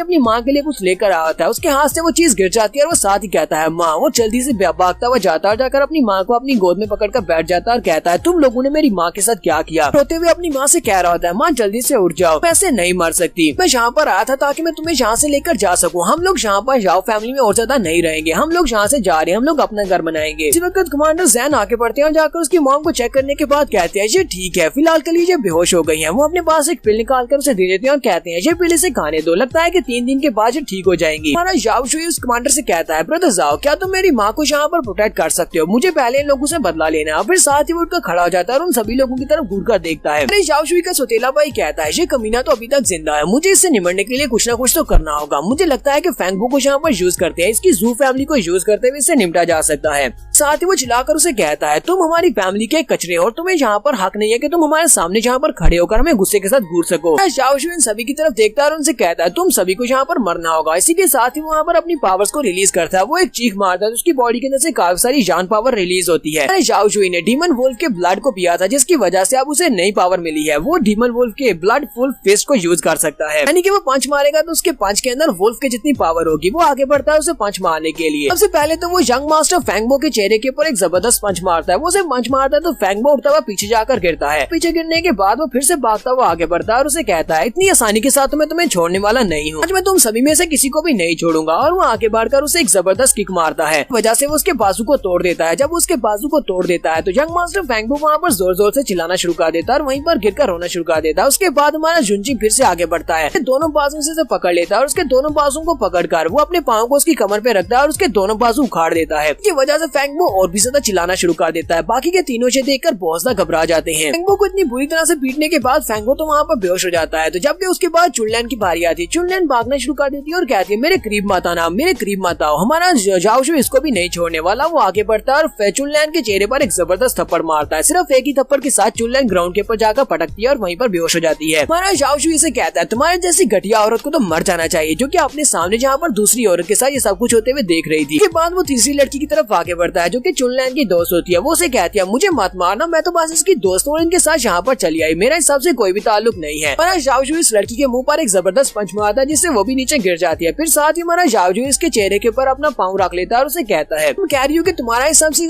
कोई भी ताल्लुक नहीं है, क्या तुम्हें लगता है कि मैं कोई बेवकूफ हूँ? अगर तुम्हारा कोई ताल्लुक नहीं तो तुम्हें इन सभी को रोकना चाहिए था। और उसके बाद लास्ट के ऊपर उसके सौतेले भाई की बारी आती है। वो उसे कहता है, मुझे पता है कि सबके पीछे तुम्हारा ही हाथ है, तुम इन सभी को यहाँ पर मेरी माँ के पास लेकर आए हो। दिला भाइयों से कहता है, ये तुम मेरे साथ क्या करने वाले हो? मैं तुम्हारा भाई हूँ, तुम मुझे मार नहीं सकते। क्योंकि हमारा झाओ शुई इसकी बात सुनने के बाद कहता है, तुम्हें लगता है कि तुम आज भी मेरे भाई हो, कभी तुमने मुझे अपने भाइयों की तरह ट्रीट किया। और साथ ही वो वहाँ पर चिल्लाकर उसे कहता है, मैं 5 साल का था, उस वक्त तुमने मुझे इतना ज्यादा पीटा था कि मैं मरते मरते बचा था। उसके बाद तुमने एक क्रोकोडाइल को पकड़ने के लिए मुझे पानी के अंदर फेंक दिया था। मैं याद है उस वक्त भी वो मरते मरते बचा था। फिर साथ ही वो अपनी माँ की तरफ देखता और कहता है मेरी माँ यहाँ पर हर रोज बहुत ज्यादा मेहनत करती है और तुम सभी लोग उसे खाने के लिए क्या देते थे, अपना बचा कुचा बहुत ही घटिया खाना उसे खाने के लिए देते थे, लेकिन फिर भी मेरी माँ ने मुझे पाल पोस कर इतना बड़ा किया। इसके साथ ही तुमने मुझे बहुत ज्यादा पीटा और ये सब कुछ तुम अपने भाई के साथ कर रहे थे, क्या उस वक्त तुम्हें ख्याल नहीं आया कि मैं तुम्हारा भाई हूँ? सौतेला भाई उसे कहता है वो तो सिर्फ और सिर्फ मिसअंडरस्टैंडिंग थी, तब तो हम लोग छोटे बच्चे हुआ करते थे। शाओशी वहीं पर अपनी डीमन पावर्स को रिलीज करता है, अपने 5वें पावर को गैदर करता है और उसे कहता है नहीं आज तुम बिल्कुल भी मेरे हाथों से नहीं बच सकते, आज तो तुम्हें मरना होगा। उसे पंच मारने के लिए आगे बढ़ता है, वो अपने 5 में अपनी डीमन पावर को रिलीज करता है और उसे पंच मारने लगता है। वो जंप करते हुए उसकी तरफ पंच लेकर आगे बढ़ता है और उसे पंच मारने लगता है। उसी वक्त वहाँ पर बीच में एक एल्डर आ जाते हैं और एल्डर आकर उसके हाथ को वहीं पर पकड़कर उसको ब्लॉक कर लेते हैं। वो जाओ से कहते हैं क्या तुम्हें वाकई में लगता है कि तुम्हारे अंदर इतनी ज्यादा हिम्मत है कि तुम हमारी जाओ फैमिली के ऊपर इस तरह अटैक कर सको, तुम हमारे यंग मास्टर को इस तरह नहीं मार सकते। साथ ही यंग मास्टर चिल्लाकर उस एल्डर से कहता है हाउसकीपर फैंग प्लीज इसको पकड़ कर रखो, मैं अभी अपने गार्ड्स को बुलाता हूँ, वो आकर इसको सबक सिखाते हैं। वो चिल्लाकर अपने गार्ड से कहता है गार्ड्स जल्दी से यहाँ पर आओ और आकर इसको पकड़ लो। हाउसकीपर फैंग भी कहते हैं चलो जल्दी से गार्ड्स आगे बढ़ो, इस लड़की को यहीं पर पकड़ लो, इसको बंदी बना लो। हमारे जाओ के साथ उसका जनरल भी होता है, वो जनरल उन लोगों से कहता है तुम लोगों की हिम्मत कैसी हुई यहाँ पर लॉन्ग फैमिली के दामाद के ऊपर हाथ डालेगी, क्या तुम्हें लगता है कि मैं यहाँ पर नहीं हूँ, मैं भी यहीं पर खड़ा हूँ। अगर किसी ने भी हमारी लॉन्ग फैमिली के दामाद के हाथ लगाने की भी कोशिश की तो इसका मतलब यह है कि वो लॉन्ग फैमिली का दुश्मन है और तुम लोगों को पता है कि लॉन्ग फैमिली का दुश्मन होना कैसा है। तो हाउसकीपर फैंग उसे कहता है ये सभी लोग जाओ फैमिली के मेंबर्स है और ये लड़का भी जाओ जुई, ये लड़का भी हमारी जाओ फैमिली का लड़का है, अब लॉन्ग फैमिली का कोई भी काम नहीं है, इसलिए तुम यहाँ से दफा हो जाओ। कि हमारा जाओ आके से हंसना शुरू कर देता है और उसे कहता है क्या तुम्हें वाकई में लगता है कि तुम यहाँ पर जो भी बात कर रहे हो उसकी कोई सेंस है, तुम तो बहुत ज्यादा मजाक किया हो, मैं कब से जाओ फैमिली का मेंबर बन गया, सभी लोगों ने कभी मुझे अपनी जाओ फैमिली का मेंबर समझा ही नहीं, लोगों ने कभी मेरी माँ और मुझे हम दोनों को कभी भी जाओ फैमिली समझा है। इसी के साथ ही हमारा जाओ जो उसके ऊपर अटैक करने के लिए आगे बढ़ता है और उसे कहता है मैं उसको मार डालूंगा जिसने मेरी माँ को हाथ लगाया है। इन लोगों को लगता है कि जो लोग मेरी माँ को मार सकते हैं तो इन लोगों को भी यहाँ पर मरना पड़ेगा। तो हमारा जाओ जो उसके ऊपर फिर से पंच मारने के लिए आगे बढ़ता है, जबकि हाउसकीपर फैंग भी उसके पंच के साथ अपने पंच को टकराता है। दोनों जब अपने पंचेस को टकराते हैं तो हाउसकीपर फैंग भी जल्दी से जंप करते पीछे की तरफ हट जाता है और उसे कहता है तुम तो बिल्कुल एक बेकार लड़के हुआ करते थे, तुम्हारी मेडियंस तो बर्बाद हो चुकी थी, अब तुम्हारे पास ये कल्टीवेशन की पावर कहाँ से आ गई, लगता है कि तुमने कुछ एलिक्सर्स को खाकर वक्ती तौर पर अपनी एनर्जी को बढ़ा लिया है। हमारा जाओशी अपने पाँव के अंदर अपनी एनर्जी को रिलीज करता है और ग्राउंड के ऊपर जोर डालते हुए ऊपर की तरफ जंप करते हुए आगे बढ़ता है और हाउसकीपर फैंग को एक जबरदस्त किक मारता है। हाउसकीपर फैंग को किक मारता है और हाउसकीपर फैंग अपने बाजू को सामने करते हुए उसकी किक को ब्लॉक करते हैं, लेकिन वो काफी दूर जाकर पीछे गिरते हैं। यहाँ पर मास्टर फैंग को भी पता चल जाता है कि ये लड़का काफी ज्यादा स्ट्रॉन्ग है, कि इसके पास काफी सारे स्किल्स और इसकी स्ट्रेंथ तो काफी ज्यादा है, इसकी उम्र के लिहाज से स्ट्रेंथ ज्यादा है। ये देखकर यंग मास्टर जो कि इसका सौतेला भाई है और बाकी के सारे गार्ड्स भी देखकर बहुत सा हैरान होते हैं। तो मास्टर फैंग जल्दी से अपने हाथ में अपनी पावर्स को रिलीज करते हैं और उसे कहते हैं हाँ ये बात ठीक है कि तुम काफी स्ट्रॉन्ग हो, लेकिन तुम इतने ज्यादा स्ट्रॉन्ग नहीं हो कि तुम मेरे जैसे एक एक्सपर्ट का मुकाबला कर सको। यहाँ पर अपने एक स्पेशल मूव जिसका नाम विगरस वाटर होता है उसको यूज करते हैं और अपने हाथ को जो एनर्जी होती है उसको वाटर में चेंज कर लेते हैं और वाटर की शेप में उसके ऊपर बुलेट्स फेंकते हैं। हमारा जाओशुई सामने से आने वाले वाटर को अपने बाजू के साथ वहाँ पर ब्लॉक करता है, वो सारे का सारा वाटर उसकी बॉडी के ऊपर लगता है जिससे हमारा जाओशुई उड़ता हुआ पीछे जाकर दीवार के साथ पटकता है। हाउसकीपर फैंग बड़ी स्पीड से आगे बढ़ता है और कहता है तो फाइनली आज वो दिन आ चुका है जब मैं अपनी जाओ फैमिली से कचरे को खत्म करने वाला हूँ। ऐसे वो हमारे जाओशुई के ऊपर अटैक करने के लिए आगे बढ़ता है। उसी वक्त कमांडर जल्दी से भागते हुए आगे बढ़ता है, उससे कहता है दामाद मैं तुम्हें यहाँ पर बचाने के लिए आ रहा हूँ। हमारे जाओशुई को बचाने के लिए जब आगे बढ़ रहा होता है उसी वक्त रास्ते में उसे पंच पड़ता है और वो जल्दी से जंप करते हुए पीछे हट जाता है। तो यहाँ पर एक और एल्डर आ जाता है जो कि जाओ फैमिली का एल्डर है। इसको पंच खाने के बाद वो कहता है ऐसा कैसे हो सकता है, मैं एक जान लेवल का जनरल हूँ जो कि बहुत ही जल्दी एक जान जनरल बनने वाला हूँ।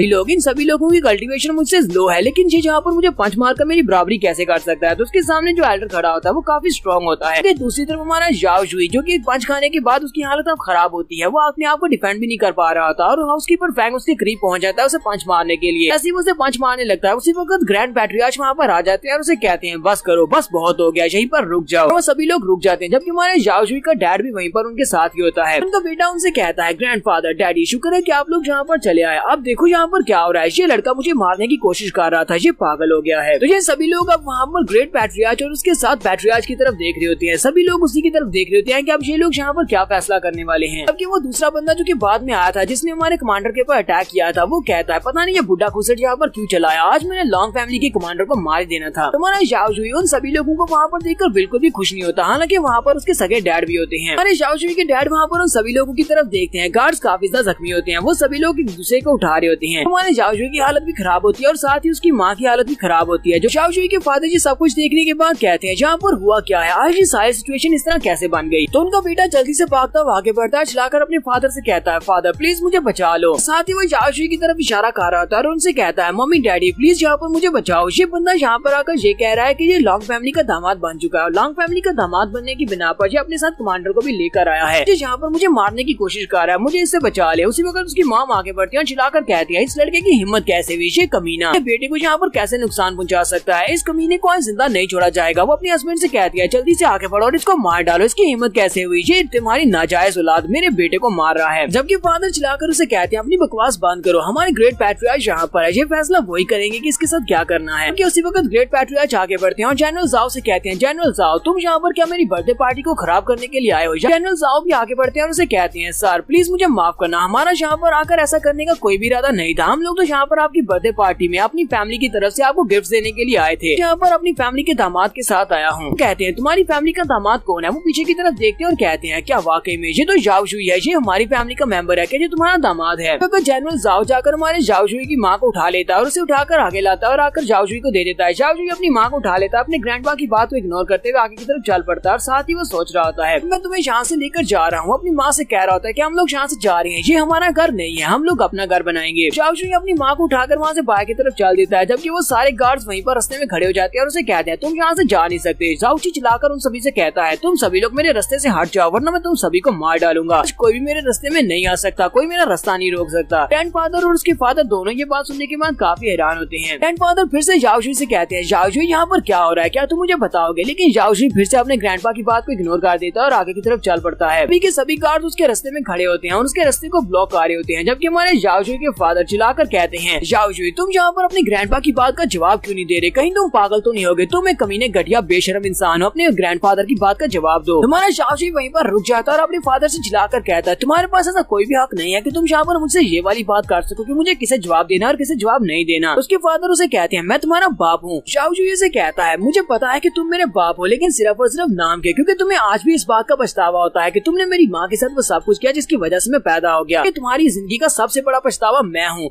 तुम्हें इस बात से बहुत ज्यादा शर्मिंदगी होती कि मैं तुम्हारा बेटा क्यों हूँ। तुम्हें अब परेशान होने की जरूरत नहीं है, मैं अपनी माँ को यहाँ से लेकर जा रहा हूँ, हम लोग यहाँ पर नहीं रहेंगे। आज के बाद मैं दोबारा कभी भी जाओ फैमिली में वापस नहीं आऊंगा, मेरा जाओ फैमिली के साथ आज के बाद से कोई भी ताल्लुक नहीं है। फिर साथ ही हमारा जाओ वहाँ पर अपने बाप को धमकी दे देता है। वो उसे कहता है अब इस बात को ध्यान में रखना, अगर मेरी माँ इन जख्मों की वजह से मर जाती है तो उसके बाद तुम्हें अपने बेटे का बहुत सा ध्यान रखना पड़ेगा। मैं तुम्हारे बेटे को तुम्हारे घर में घुस कर मारूंगा। और हमारे जाओ का सोतेला भाई भी ये बात सुनने के बाद काफी ज्यादा घबरा जाता है। अदर गुस्से के साथ चिल्लाकर उसे कहते हैं तुम किस की बकवास कर रहे हो। तो जाओ जी फिर से उसे कहता है मेरी बात को हमेशा याद रखना, अपने बेटे को अच्छे से प्रोटेक्ट करो, किसी वक्त इसके ऊपर मैं अटैक करके इसको मार सकता हूँ। फिर साथ ही वहाँ पर चुनलैंड के फादर से भी कहता है तुम्हें भी यहाँ पर अपनी बेटी का बहुत सा ध्यान रखना होगा कि वो भी सब में शामिल थी, इसलिए किसी वक्त भी आकर मैं उसको मार सकता हूँ। यहाँ पर जिन लोगों ने भी मेरे साथ ज्यादती की है मैं उन सभी को नहीं भूलने वाला। फिर जाओ जी अपनी मदर को उठाता और कहता है मदर चलो यहाँ से चलते हैं, और जनरल जाओ भी उसके साथ ही होता है और ये लोग वहाँ से बाहर की तरफ चल पड़ते हैं। उसी वक्त वहाँ पर नैन किलिंग फैमिली का एक यंग मास्टर भी होता है, वो भी जल्दी से भागता हुआ बाहर निकलता और कहता है जाओ फैमिली वाले बहुत बड़े बेशर्म है, मुझे यहाँ पर नहीं रहना है, यंग मास्टर मुझे भी अपने साथ ले चलो। और वो भी उनके पीछे पीछे भाग पड़ता है। तुम्हारे ग्रैंडपा अपने पोते को यहाँ पर जाते हुए देखकर उन सभी लोगों से कहती हैं अब मेरा बर्थडे पार्टी मनाने का कोई भी मूड नहीं है, आज की पार्टी यहीं पर कैंसिल की जाती है, सभी लोगों को वापस भेज दो। साथ ही उन सभी से कहते हैं सभी लोग यहाँ से चले जाओ। तो सभी लोग उनकी नजरों के सामने से चले जाते हैं। तो नेक्स्ट सीन में लॉन्ग फैमिली का दिखाया जाता है। अब ये अपनी मदर को उठाकर बड़ी स्पीड से भागता हुआ अपनी लॉन्ग फैमिली में वापस आता है और चिल्लाकर अपने ग्रैंडफादर से कह रहा होता है ग्रैंडफादर कहाँ है, आप जल्दी से यहाँ पर आए, मेरी माँ की जान बचाएं। नेक्स्ट सीन में उनके रूम का दिखाया जाता है। उसके ग्रैंडफादर वो अपनी एनर्जी को यूज करते हुए उसकी माँ को हील करते हैं और उसे कहते हैं तुम्हें बिल्कुल परेशान होने की जरूरत नहीं है। यहाँ पर एक स्पेशल मेडिसिन को यूज किया जिसे 1000 ईयर फाउंटेन ऑफ लाइफ कहते हैं। उसको यूज करने की वजह से तुम्हारी माँ दोबारा से बिल्कुल ठीक हो जाएगी। माँ आंखें खोलती है और उसे कहती है जाओ क्या तुम ठीक हो। हमारा जाओ भी भागता हुआ अपनी माँ के पास आता है और उसे कहता है हाँ मैं बिल्कुल ठीक हूँ। तो बहुत ही अच्छी बात है कि तुम्हें यहाँ पर होश आ गई और तुमने आंखें खोल दी। उसके बाद हमारा जाओ जल्दी से अपने ग्रैंडपा के सामने घुटने टेक देता है और कहता है ग्रैंडपा आपका बहुत बहुत शुक्रिया, जब भी मैं मुश्किल में होता हूँ आप मेरी बहुत सा मदद करते हैं। ग्रैंडपा उसे कहते हैं तुम्हें यहाँ पर मेरे सामने मुझे थैंक यू बोलने की जरूरत नहीं है, हम लोग एक ही फैमिली का हिस्सा है, तुम मेरे दामाद हो, तुम लॉन्ग फैमिली का भी एक हिस्सा हो। यहाँ पर जिस स्पेशल एलिक्सर को यूज किया है वो एक बहुत ही स्पेशल एलिक्सर है, वजह से न सिर्फ तुम्हारी मॉम के जख्म हील हो जाएंगे बल्कि उनके लाइफ स्पैन में भी इजाफा होगा, वो कम से कम 10 साल और जी सकती हैं। तो जाओ भी ये बात सुनने के बाद काफी ज्यादा खुश हो जाता है। फिर साथ ही उसकी नजर अपने ग्रैंडपा के हाथ के ऊपर एक स्पेस रिंग के ऊपर पड़ती है। वो ग्रैंडपा से कहता है ग्रैंडपा ये आपके हाथ में तो एक स्पेस रिंग है, सुना है कि बहुत सारे पावरफुल लोग हैं सिर्फ वही इस तरह की स्पेस रिंग को रख सकते हैं, क्योंकि इसको यूज करने के लिए आपको काफी सारी स्ट्रेंथ की जरूरत पड़ती है। हमारा झाओ शुई अपने ग्रैंडपा से कहता है, ग्रैंडपा मुझे भी एक स्पेस रिंग चाहिए, मैं आगे जाकर बहुत ज्यादा स्ट्रॉन्ग बनूंगा और उसके बाद मुझे अपने लिए एक स्पेस रिंग चाहिए होगी। और झाओ फैमिली वालों को तो मैं बिल्कुल भी माफ नहीं करूंगा, मेरा वेंजेंस अभी कंप्लीट नहीं हुआ।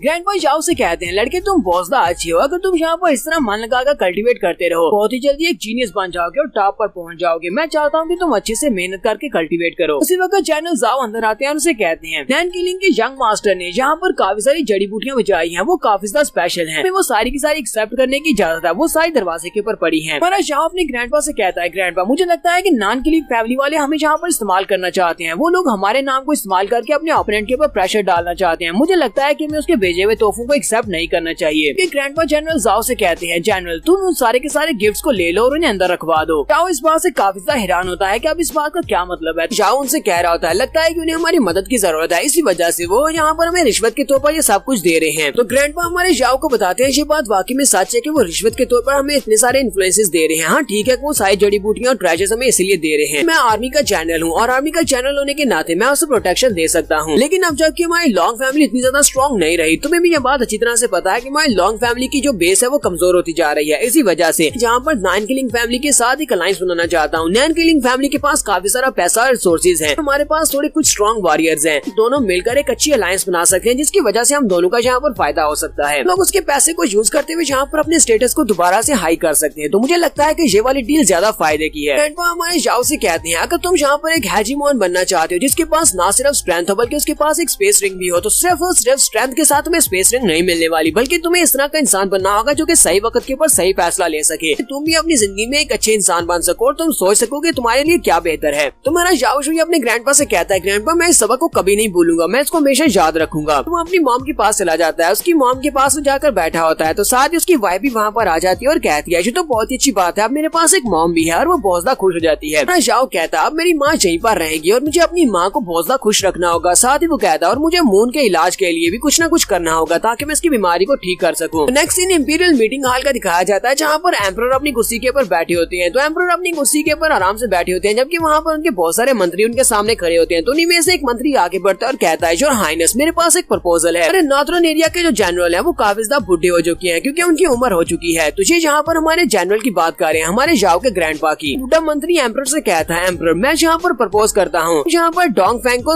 उस जगह के ऊपर भेज दें, उसे नॉर्थ की तरफ भेज दिया जाए ताकि वो जाकर लॉन्ग फैमिली के उस बुढ़े एल्डर जनरल की जगह ले सके। एम्परर उन लोगों से कहते हैं, क्या यहाँ पर कोई और इस बारे में बात करना चाहता है? वैसे एक और मंत्री कहते हैं, यस योर हाइनेस मुझे भी लगता है कि आपको डोंग फेंग को वहाँ पर भेज देना चाहिए, डोंग फेंग वहाँ पर ठीक रहेंगे। हमारे पुराने जनरल अब बुढ़े हो चुके हैं और वो ठीक तरह से फैसले भी नहीं ले पाते। तो हमारे जनरल लॉन्ग के साथ जो उनके साथी होते हैं उनमें से कमांडर कहते हैं कि एम्परर हमें ये सब कुछ नहीं करना चाहिए क्योंकि हमारे जनरल ने पिछले कई सालों से एरिया को अच्छी तरह से प्रोटेक्ट करके रखा है और उन लोगों ने आर्मी को बड़ी अच्छे से संभाल कर रखा हुआ है। इसलिए मुझे नहीं लगता कि डोंग फेंग को अचानक से कर वहाँ पर भेज दिया जाएगा और हमारे जनरल को डिपोजिशन किया जाएगा, तो इससे आर्मी का मोरल बुलंद होगा। इसलिए मुझे नहीं लगता कि इनको रिप्लेस करने की जरूरत है। तो एम्परर उनकी बातें सुनने के बाद कहते हैं, जनरल लॉन्ग तो आपका इस बारे में क्या ख्याल है? क्या आप वाकई में बूढ़े हो चुके हैं और अपनी जिम्मेदारी को पूरा नहीं कर सकते? अरे ग्रैंडपा से कहते हैं, सर आपको जैसा ठीक लगे आप वैसा कर सकते हैं, मुझे इस सब से कोई भी आपत्ति नहीं है। एम्परर वहाँ पर उसकी बात सुनने के बाद ऑर्डर्स देते हैं, तो फिर ठीक है, डोंग फेंग को वहाँ पर नया जनरल बना दिया जाए, उसे वहाँ पर नॉर्थ की तरफ भेज दिया जाए। इसी के साथ ही वो वहाँ पर सभा को बर्खास्त कर देते हैं। तो ये सभी लोग वापस की तरफ आ रहे होते हैं। तो हमारे जनरल लॉन्ग के साथ उनके जो लोग होते हैं उनसे कहते हैं, सर आपने ये क्या किया? तो वहाँ पर ये सब कुछ नहीं कहना चाहिए था, ये तो बहुत ही बुरी बात है कि उन्होंने आपको आपकी जनरल की पोस्ट से डिपोस्ट कर दिया है। ऐसे तो कभी भी इन मंत्रियों ने मिलिट्री के मामलात में दखलंदाजी नहीं की, तो आज ये मंत्री यहाँ पर आपको डिपोस्ट करने के लिए क्यों रेडी है? ग्रैंडपा से कहते हैं, गानू क्या तुमने देखा नहीं, इन मंत्रियों को इस सबसे बहुत ज्यादा फायदा होने वाला है। उन्हें जानबूझकर मुझे वहाँ से डिपोस्ट करवाया ताकि वो डोंग फेंग को वहाँ पर तैनात करवा सके, जिससे इनकी फैमिलीज को बहुत ज्यादा फायदा होगा। ऐसे मुझे इस बात से ज्यादा फर्क नहीं पड़ता, मैं वापस जा रहा हूँ। और वो वहाँ से वापस की तरफ मुड़ पड़ते हैं। जब वो घर आते हैं तो वहाँ पर हमारा झाओ बैठा किताब पढ़ रहा होता है। ग्रैंडपा वहाँ पर आते हैं और उसे कहते हैं, मुझे पता चला है कि तुम रोजाना स्टडी रूम में बैठकर बुक्स पढ़ते हो, ये तो बहुत ही अच्छी बात है क्योंकि इंपीरियल अकेडमी या रॉयल अकेडमी बहुत ही जल्दी स्टार्ट होने वाली है। चाहता हूँ कि इस बार की एग्जामिनेशन में तुम भी जाओ और जाकर एग्जाम्स दो, क्या पता तुम्हारी सिलेक्शन भी हो जाए। तो झाओ उनसे कहता है, ग्रैंडपा क्या मैं वाकई वहाँ पर जाकर एग्जामिनेशन दे सकता हूँ? अगर मुझे एग्जाम्स को देने का मौका मिला तो मैं एग्जाम्स को पास करूंगा, बहुत ज्यादा मेहनत करूंगा ताकि मैं एग्जाम्स को पास करके रॉयल अकेडमी का स्टूडेंट बन जाऊं। ग्रैंडपा के चले जाने के बाद हमारा झाओ कहता है, मेरे मंकी ने कुछ ऋषि मशरूम्स को चोरी करके लाया था, वो सब मेरे लिए लेकर आया था ताकि मैं जल्दी से अपनी कल्टीवेशन को बढ़ा सकूं। तो फिर ठीक है, उन सारे ऋषि मशरूम्स की स्पिरिट एनर्जी को अपनी बॉडी में एब्जॉर्ब करने का वक्त आ चुका है। पहले के एग्जामिनेशन एग्जामिनेशन स्टार्ट हो, मुझे एग्जाम्स के स्टार्ट होने से पहले अपनी एनर्जी को बढ़ाना होगा। तो वहीं पर बैठ जाता है और बैठकर उस सारे के सारे मशरूम्स की एनर्जी को अपनी बॉडी में एब्जॉर्ब करना स्टार्ट करता है। तो ये हमारा नेक्स्ट सीन एक होटल का दिखाया जाता है, जहाँ पर एक बंदा कहानी सुना रहा होता है कुछ जनरल्स के बेटों की। वो सुना रहा होता है कि वार के दौरान बहुत सारे जनरल्स के बेटे मारे गए, उनमें से एक बेटा अभी तक जिंदा है जो कि जख्मी है और क्रिपल होने के बाद वो अब बिस्तर के ऊपर पड़ा है। पिछले 3 साल से वो बिस्तर के ऊपर पड़ा है, कल्टीवेशन भी क्रिपल है और उसकी बॉडी भी क्रिपल हो चुकी है, वो उठकर चल फिर नहीं सकता। हमारा जाओ जहाँ पर उस बंदे से मिलने के लिए आया होता है, वो उस होटल के रूम में आता है, जहाँ पर से एक औरत पहले से भाग के बाहर निकल रही होती है, क्योंकि अंकल वहाँ पर अपने रूम में किसी को भी आने नहीं देते, वो वहाँ पर गुस्सा करते होते हैं। तो जाओ वहाँ पर जाता है तो वो उसे जलाकर कहते हैं, कौन है जहाँ पर? मैंने तुम लोगों से कहा भी था कि कोई भी मेरे रूम में मत आना, दफा हो जाओ, यहाँ पर मत आओ। तो जाओ अंदर आने के बाद उनसे कहता है, अंकल मैं जाओ जुई हूँ। जैसे वो अंकल के पास आकर बैठता है, उसे अंकल उसे कहते हैं, जाओ जुई जी क्या तुम्हारे पास तो कल्टीवेशन की पावर आ गई है, लेकिन तुम तो बिल्कुल बेकार इंसान थे, तुम तो एक कचरा हुआ करते थे। तो इनसे कहता है, हाँ अंकल पहले मैं ऐसे ही हुआ करता था, लेकिन अब दोबारा से मैंने अपनी कल्टीवेशन को हासिल कर लिया है, मेरे पास एक तरीका भी है जिससे मैं आपका भी इलाज कर सकता हूँ। तो अंकल उस बात को सुनते ही बहुत ज्यादा गुस्सा हो जाती है और कहते हैं, क्या तुम मेरे साथ मजाक कर रहे हो? कोई भी मेरा इलाज नहीं कर सकता, ग्रैंडपा भी यहाँ पर मेरी मदद नहीं कर पाए, ग्रैंडपा भी मेरी मेडिकल्स को दोबारा से ठीक नहीं कर पाए और तुम्हें लगता है कि तुम मेरा इलाज कर सकते हो। जाओ अपने अंकल से कहता है, अंकल आपको यहाँ पर थोड़ा सब्र रखना होगा, बहुत ही जल्दी मैं वापस आऊंगा।